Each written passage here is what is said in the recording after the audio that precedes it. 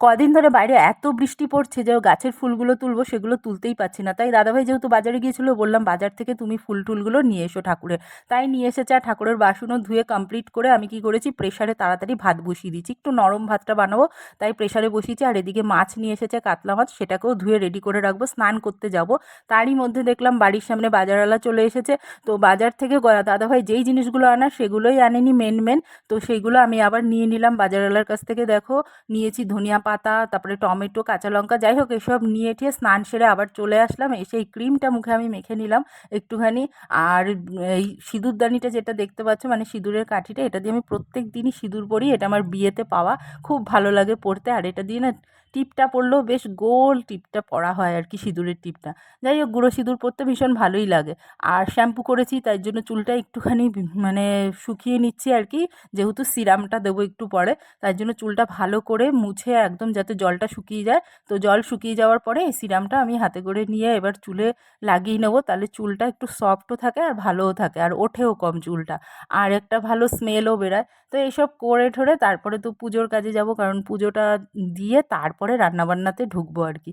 তো একটার পর একটা কাজ কিন্তু আমাদের রেডিই থাকে, তাই না? সকালবেলা স্নানটা হয়ে গেলে পরে দেখবে অনেক কিছু কাজ, মানে স্নান আর পুজো এই দুটো যদি কাজ একবার হয়ে যায় তারপরে রান্না করতে আর বেশি সময় লাগে না।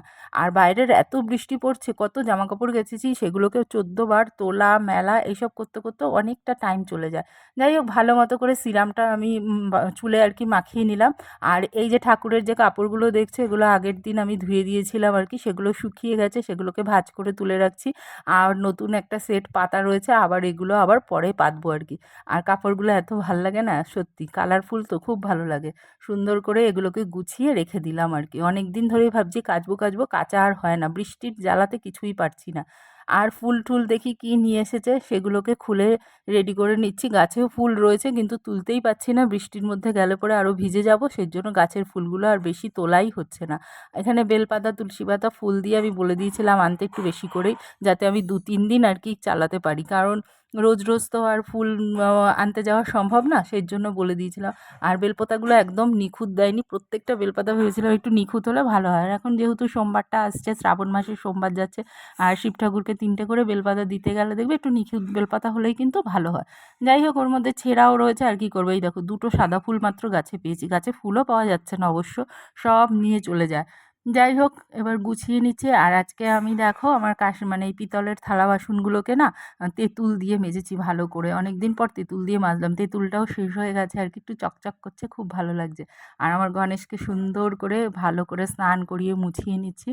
আর একদম নাক মুখ পেট থেকে শুরু করে ভালো করে মুছিয়ে, আর পুজোর কাজটা একটু সময় লাগে আমার দিতে আর কি, পুজোর সময়টা। তো এগুলো একটু ধরে ধরেই করি।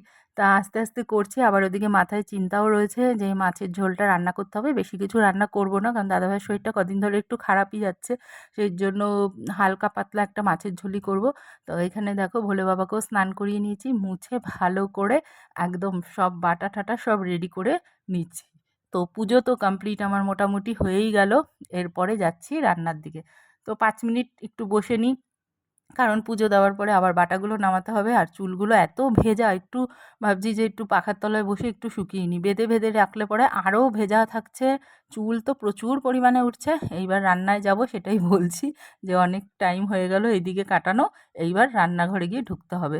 তো দেখো আমার কিন্তু পাতলা করে মাছের ঝোল কিন্তু কমপ্লিট। আর আজকে যে মাছের ঝোলটা আমি বানিয়েছি এটা কিন্তু শিলনোড়াতে মশলা বেটে করেছি, একদম পাতলা। ওই যে বললাম দাদাভাইয়ের একটু পেটের সমস্যা হচ্ছে, এর জন্য হালকা পাতলাই রান্না করছি।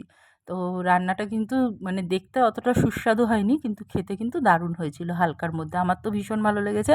আর দাদাভাইয়েরও খুব ভালো লেগেছে, কারণ হজমটা ভালো হয় আর কি। আর তারপরেই দেখো এই যে একটু ধনিয়া পাতা লাস্টে একটু ছিঁড়ে আর কি এর মধ্যে কুচিয়ে দিয়ে দেবো, তাহলে স্মেলটা আরও ভালো আসে। আর এই দেখো ফাইনালি আমার কিন্তু কমপ্লিট মাছের ঝোল টেবিলে নিয়ে চলে এসেছি একদম পাতলা করে। সবজি দেবো বলেছিলাম তো সবজি দিতে না করলো, তো মাছের ঝোল তো কমপ্লিট, খাওয়া দাওয়া কমপ্লিট হয়ে গেছে। তারপরে এই লেবুগুলো অনেক দিন ধরে ফ্রিজে পড়ে রয়েছে, রোজই ভাবি কাটবো, বার করি আবার ঢুকিয়ে রেখে দিই, যেটা হয় আর কি, খাওয়াই হয় না। তো স্যালাডও বানিয়ে নিলাম, কারণ দুপুরবেলা খাবারের জন্য আর কি, ভাতের সাথে মাছের ঝোলের সাথে। তো খেয়ে তারপরেই দেখো লেবুগুলো কেটে নিয়েছি, কিছুক্ষণ পরে এই লেবুগুলোকে খাবো আর কি, খাওয়া দাওয়া করে। এইগুলো জোর করে যদি না কেটে সামনে না নিই তাহলে খাওয়াটাই কমপ্লিট হয় না, পড়েই থাকে ফ্রিজে এইভাবে। আর খুব যে মিষ্টি বলবো না, হালকা পাতলা মিষ্টি, তো মুখে দিয়ে দেখলাম আর কি, একটু টকটকও ছিল আর কি। আর পুরো ব্লগটা তোমাদের কেমন লাগলো অবশ্যই অবশ্যই কমেন্ট করে জানিও। সাবস্ক্রাইব না করা থাকলে সাবস্ক্রাইব করে দিও, এরকম সুন্দর সুন্দর আরও নতুন নতুন ব্লগ তোমাদের সামনে নিয়ে আসবো। চলো টাটা।